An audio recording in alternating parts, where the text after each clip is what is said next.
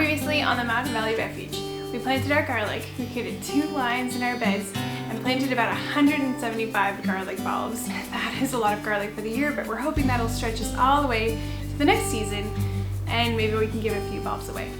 So much happened. We fixed our beds outside and we're ready to start planting things out there. Alright, I have already been out here once and replanted these garlic bulbs, and it seems like something just keeps getting them out. Our plan right now is to do some onions in the springtime, and then again later on in the summer for our fall crops. And then we also fixed the doors to our indoor greenhouse, and it looks wonderful. Now this video is going to be jam-packed, so I'm going to leave section headings down below if you want to skip to certain sections that may interest you. So we started cleaning out the beds from last season really well. Now it's good that we left some of the plant matter. That is a smart decision to make. This was able to protect some of the soil from all the rain and the snow over the winter. Now of course this isn't necessary, but there is so much happening underneath the soil here that if you can actually have some kind of coverage over the winter time, that is ideal. At least that's what I'm learning. And we did not have that, but there were some plants left in the ground which did have some kind of ground covering, so I'm very thankful for that. But now is the time to clean it out. And I am going to leave the root systems intact as much as possible to not disturb any of the grow life that is happening underneath the soil. We're also going to be picking any other vegetables that is still in these beds, like our carrots and our beets, and there were heaps. Also some giant turnips. We picked all of those out too because it is just easier to clean the beds and also prepare for a new season with totally fresh beds.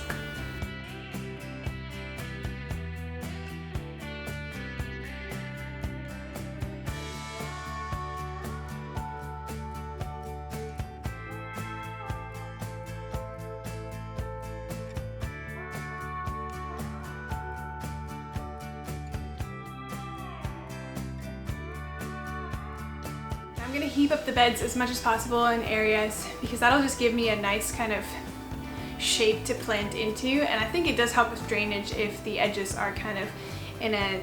How I do this is just remove the irrigation pipes to the side and then with a rake kind of rake up all the soil again and then pat it down with my hand before planting and put the irrigation back before starting to plant my seeds.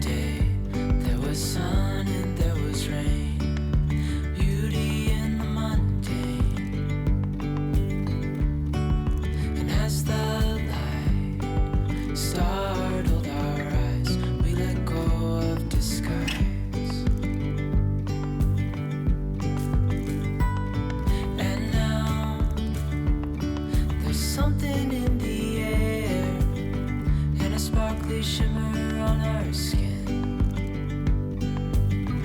restoring everything within. Oh, dreamy, breezy, we go. Easy, easy on our tiptoes, undercover agents of the other. Beyond gravel.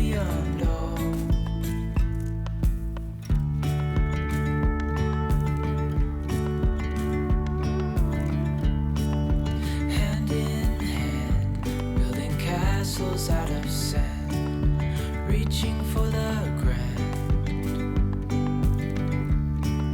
As willows align, we lose track of time. Head up high, now we climb. Oh, dreamy, breezy, we go. Easy, easy on our tiptoes. Undercover agents of the other.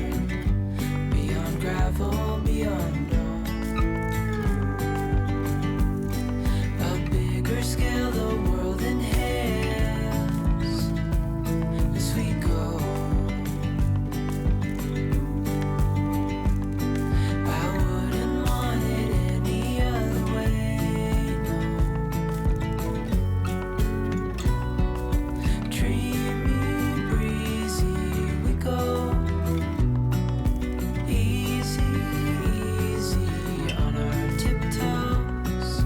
Undercover agents of the other. Beyond gravel, beyond all. Dreamy, breezy, we go. Easy, easy on our tiptoes. Undercover agents of the other. Beyond gravel, beyond all.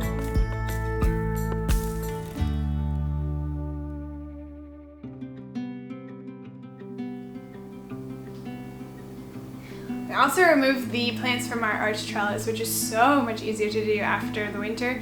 The plants are black, dead, dry, and just come off in a matter of seconds. So we really cleaned out these sections, weeded any last weeds in the beds that have come up in the meantime, and these beds are starting to look good and will be ready for our planting coming very, very soon.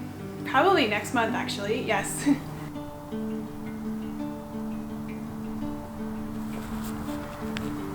Alright, I have already been out here once and replanted these garlic bulbs, and it seems like something just keeps getting them out.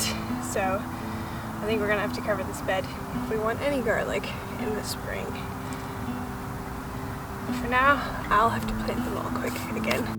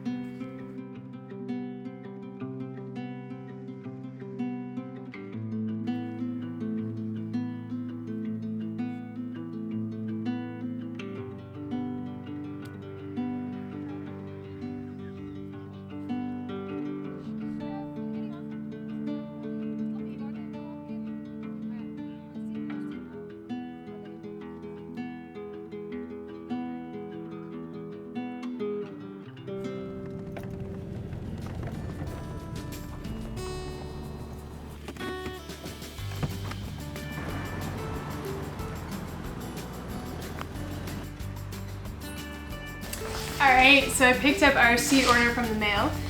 Very exciting. And I just want to show you some of the seeds that we ordered because this year we are going big on production. If you've been following this channel, then you will know by now that that is our plan for this year, is to go big on production and then big on storage. And what I mean by that is we're going to grow lots of crops that we can store and lots of those specific crops. So big production, less varieties, less testing of new seeds and so on, but rather more specific varieties and high production of those. So I'm going to share with you some of the specific ones that I got that will be geared for that goal specifically. And that way, if you're interested in something similar, you can look for these varieties specifically from Baker Creek Seeds is where I ordered this batch. And then I've got a couple more coming from Johnny's Seeds and West Coast Seeds, which is a seed company local to us here in the Pacific Northwest in Canada. But let me quickly sort this through and then we can have a chat about them once they're just in categories and a little easier for me to talk about one by one.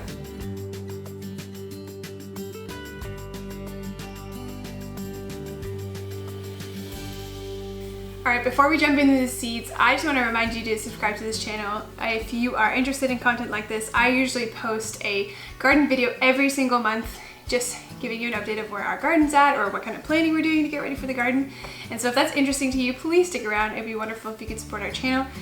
I also make some videos here in the kitchen and baking and cooking kind of things that I'm figuring out. And if you're interested in that, that would be some other content that you could look forward to.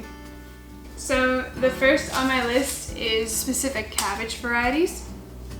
I picked up these two, the Brunswick and the Glory of Enkhuizen, and I may be saying all these names wrong.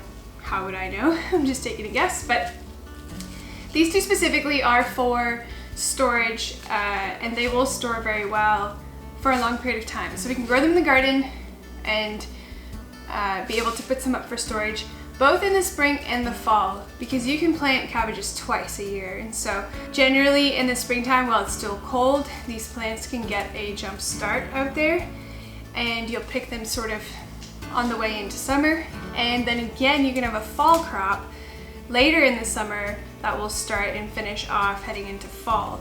They are frost hardy, so that is how that is sort of accomplished. And the plan will be for us to plant a crop in the springtime so that we'll have them in the summer and we'll probably put them up for some kind of ferment. And then again in the middle of the summer to put up new starts so that we have a fall crop that is ready for our winter season long. What's nice is that these will keep for a long time on the shelf. That's important because if we plant this fall crop, I found that cabbages, I can really only keep them for a month or two. And so if they're ready by, let's say, September, or maybe latest October, I've only got till the half of the year to finish up those cabbages before they're lost. And so it'd be really nice to have some varieties that will carry us all the way through to the next spring when we have new cabbages. And these have been bred for that. It says here that the Brunswick is a fall winter type, stores very well and is excellent for market variety. And the Glory of Enkhuizen is also an excellent storage variety and is highly productive and good for sauerkraut. So excited about these two. We have grown some former varieties in the past that we probably won't grow again this year because, like I said, oh, there is one actually, the Flat Dutch, I think. I'll put up a picture here if I can find it. We'll probably grow that one again too because I believe it is an excellent keeper. I'll make a note here if it's not. I don't remember off the top of my head now. All right, next up I've got our onions. Now we're going big on onions this year because, well, we eat a lot of onions. And the purpose is, of course, if you're growing a garden, to grow your own food. But this year I'm really thinking, well, what is the food that we buy a lot from the store? Let's try to grow a lot of that. And onions is something that we buy pretty much every week. And so I really want to take it seriously this year to grow onions specifically. So the varieties that I've got here is the Yellow of Parma. Again, it says this is a late onion and makes an excellent keeper. Right, which reminds me, I should say to you that you need to grow onions for your area, depending on how close or how far you are from the equator, I believe. Will depend if you need to buy and grow short day onions or long day onions. There is a difference. And so figure it out for your area. If I can find the link where I was able to determine that, I'll post that down in the description box below for you to go figure out for yourself as well. But you need to know if you do short day or long day onions, and we do long day onions. So this Yellow of Parma is a long day onion. So not only is there short day and long day, but there is also ones that take longer to grow and take a shorter time to grow. This is a late onion, but there are also onions that are ready earlier in the season and some that are ready later in the season. And so this Yellow of Parma is not only a long day onion, but it is also a late onion, which makes it ready at the end of the season. Next up, I've got the Red of Florence. So that was a yellow variety. This is a red variety. Also long day type for spring or for fall planting, and an excellent keeper for spring or fall planting. And now I don't know if I read in the comments that this was a good keeper because I don't see the notes on the back here, but I wouldn't have picked it if it wasn't. I will report back if this is not a good keeper. Then we've got the Wethersfield Red. So this is a red variety, another one. This is the one that keeps well. Okay, so this one's garbage. All right, so not that one. I've also got here the Wethersfield Red Onion, sorry. Another long day type, keeps well. It says here, very productive and it keeps well. So that'll be another one that we grow this year. So we've got a red variety, now we've got a yellow variety, now we got a red variety. And then I've also got in here a shallot, which is a wonderful little crop that we got introduced to just this past year. I know, I just figured out really what shallots are. The combination of garlic and onion is quite a delicious flavor, and so we want to grow some of that ourselves. And this is also one that keeps well, a long day type, important for our area, and it'll keep long in our storage. So that's another onion that we're gonna grow. So really for onions, we've only got the yellow and the red and the shallot. But I'm including here this Bulgarian giant leek because while we do make a lot of soups in the fall, and so I thought it would be helpful to have some kind of leeks. I didn't buy too many from the grocery store, but the times that I did add it to soups, it really made a difference. So I think we'll try our hand at growing some of our own leeks this year to see how that goes. And so this will be the one that we give it a trial run and see how that goes. This I don't know too much about, so I won't speak about it on here. So our plan right now is to do some onions in the springtime and then again later on in the summer for our fall crop. So just like the cabbages, you can plant these twice because they are frost hardy. You can benefit from the cool of the spring and then again from the cool of the fall. So we'll do both and have lots of onions this year, hopefully. And then the ones that store well will store well into our fall season, all the way through the winter until we can grow them again next spring. Next up, I've got some kale. Now these aren't really in our storage and production goal, although kale can keep really well all season long and has lasted for us all through fall and winter. So I just picked up some that we're out of. So we were out of the dwarf kale, and it is a very productive plant. And then I picked up their new dazzling blue, just because, well, I can't resist a new plant, and I think, yeah, it just looks like great leaves, and I'm excited to try it out.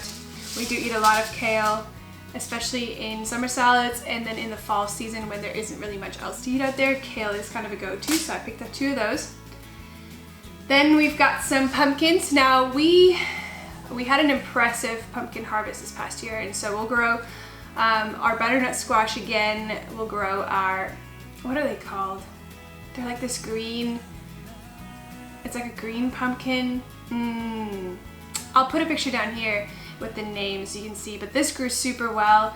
We'll do that again this year. Our sugar pumpkins grew well, and then also our flat boar pumpkin. So we'll grow all those varieties again, highly productive, produce enough for us to eat over the winter time. We'll probably just do a little bit more because we won't make it for the spring season until we can get pumpkins again. That may not be necessary, we may not have to eat pumpkin in the summertime, but we don't have enough to carry us over for the duration of 2023. So we'll grow more next year of these varieties, but I've also added the Long Island cheese squash, as well as the Rouge Vive des Temps. I don't speak French if you can't tell. These are great, and I actually don't see in their notes here that they are good for keeping, but I'm pretty sure, yeah, I had a good look through the pumpkins that Baker Creek had offered online and saw that these did keep well, so they are 2 new ones that we will try this year. Now I picked up a new type of beans, this Cherokee Trail or Tears beans, specifically because it was well spoken of for high production and that it stored well, and that is something that we are trying to do this year, so we'll give this a go. We have grown a lot of beans in the past and they've been fine, but they haven't been all that productive, which could be due to the fact that we're just not picking them quick enough. So we'll see, although some of those plants just weren't productive at all. And so I'll put some photos here of the ones that will definitely grow again this year, but we're gonna give this one a try. All right, and then peppers. Now peppers won't keep too long anyways, but we want to try this new variety called the lipstick, just because I love red peppers, and so I will give this one a go. We've grown some other ones in the past that are doing all right for us. Nothing too good to write home about. We have grown the Cubanelle pepper, which I think has been my favorite. It just produces so well for us. It's sweet, which I love. But I am looking for a very good grower of a red pepper. So these are a bit smaller. I'm hoping we can get more out of them, this lipstick variety. And then we've also recently started eating a lot of jalapenos, so I figured this was a good variety to try. This is their milder jalapeno. There are very spicy ones, and so we're gonna give this a try. And then I also got a free seed of a pepper. Let's see. They sent us the dactyl pepper. Let's see what it's all about. Blazing hot. Okay. Well, we'll give it a go. Maybe. Blunt little fruits, ripened to an orange yellow, vicious heat, complex fruity flavor. Maybe or maybe not. We don't eat that much spicy food. The jalapeno pepper is basically all we eat. I know. But maybe we'll give this one a go and see how that goes, but no promises. If we have room, which probably we won't. We also like to eat some watermelon at the end of the summer season, so I thought, well, let's try to see how much of it we can grow ourselves. So I got the Wilson Sweet and the Early Girl. Now I've heard good things about both of these. There are other gardeners that have attested to it just being good growers or working well with their season. Like the Early Girl is known to be early. So for a short season like us, we already have to start our watermelon seeds indoors and grow them to substantial plant size before we actually can plant it out. So I think having a smaller variety that is ready earlier may be beneficial. And this one is known to be hardy and disease-free, which that's a good thing to have in some of these summer fruits, which sometimes get attacked by bugs. So we'll give both of these a go, see how the plants do this year, and report back on it at the end of the year and see if we want to grow them again next year. I was out of some of my spinach seeds because I plant so many every year, and generally the two that have done well for us is this Giant Noble and the Bloomsdale Longstanding. Both of these are great. They're frost hardy. We'll plant them in spring and then again in the fall.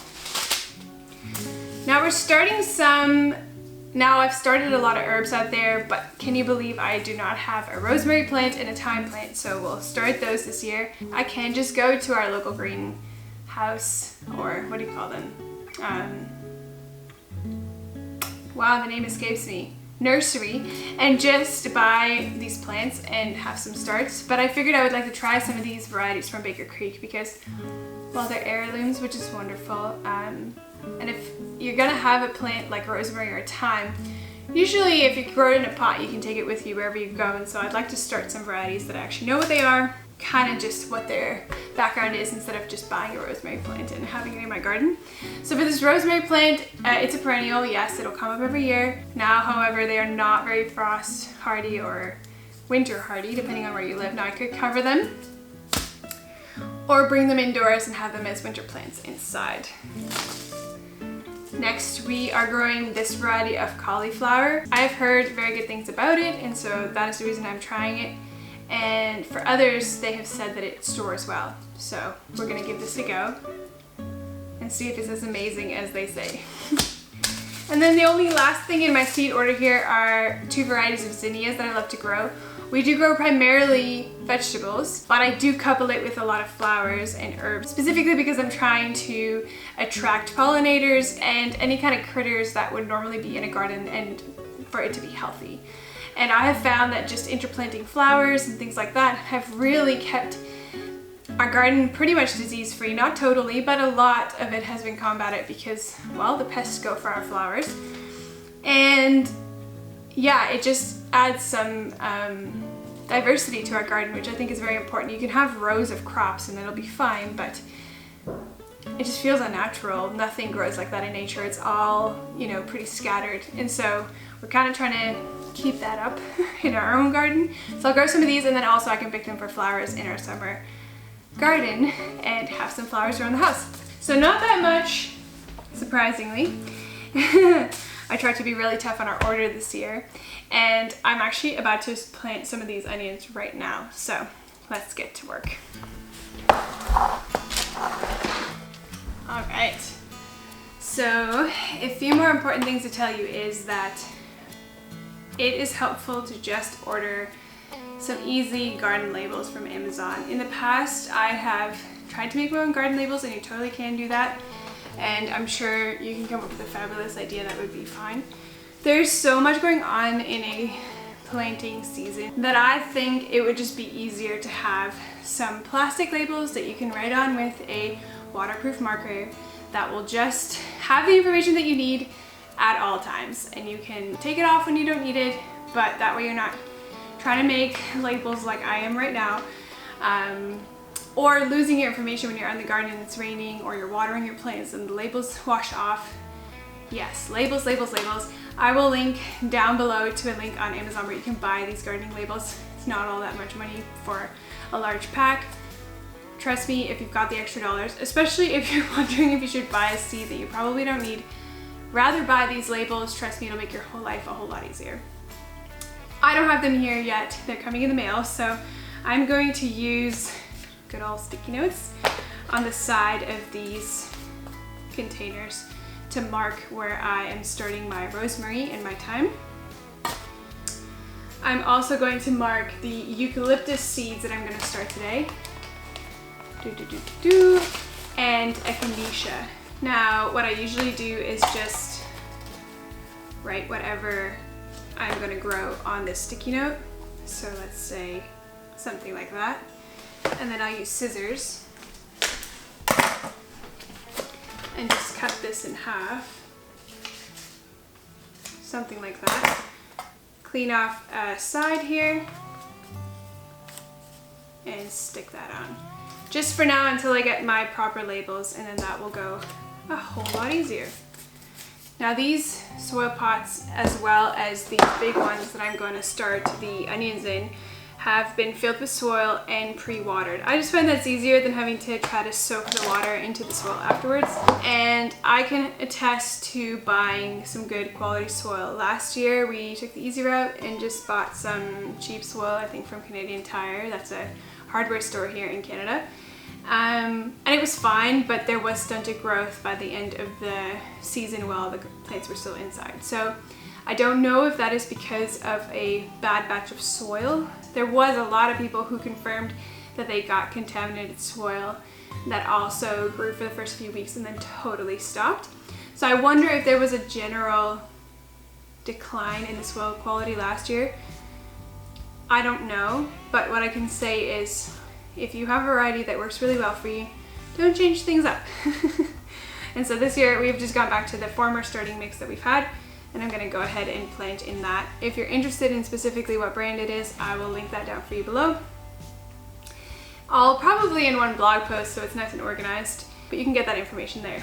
So if I plant a big batch like this, if I'm planting different varieties, the easiest way I found to keep track in this big seed tray is to tape the side with some duct tape. So let me show you. But basically I just use painter's tape. Pull off a strip as long as my seed tray, and conveniently this painter's tape is the same width as the seed tray. And then I will mark with my Sharpie or with a pen as I plant each row what variety it is. So I've got 5 different things that I'm growing here this year, and I've just done the math that we probably use about 4 to 5 onions in a week. And so just for some easy math, if we say let's say 5 onions a week times 52, that'll give me 260 onions in a year. It is lovely to have some onions to give away, and I'm sure there will be times where we just use more. And so to be ready for that, more than the average that we normally use, I am going to plant 260 for sure. I'll probably think about just rounding that up to 300. So from 260 to 300. And then Also planting some extra just in case some just don't turn out. So I figured a good amount for us to just start and trial this year is 400 onions. Now remember, we do have two parts of the season. We've got the spring, we've got the fall. Now I have grown onions in the spring and they did do well for us, but we didn't grow enough. And so we're testing out the fall season this year. I wasn't ready with my starts last fall. So I have two seasons to trial. One I know works for sure, the other one will be new for us. 400 onions, so it's probably not a bad idea to start 200 in the spring and 200 in the fall and just see how that goes. Now these handy trays from Bootstrap Farmer are hardy and they just, we've been using them for the past couple of years. It's nice to not have to buy new starting gear every year, so if you're interested in a good supplier, sometimes it's good just to invest a little bit of money. And we have done that strategically over the past couple of years, I should say. One year we did irrigation, one year we did some good starting equipment like these trays and these seedling inserts. And then, oh yeah, and these as well. And then another year we'll put up a greenhouse. You know, so we're just kind of strategically putting these bigger costs in different years so that we're not going into it all with one crazy heavy expensive year. Anyway, that's just a quick little talk about these trays. So I can grow 4 rows of each. So I'll quickly mark up my tray and try to show you.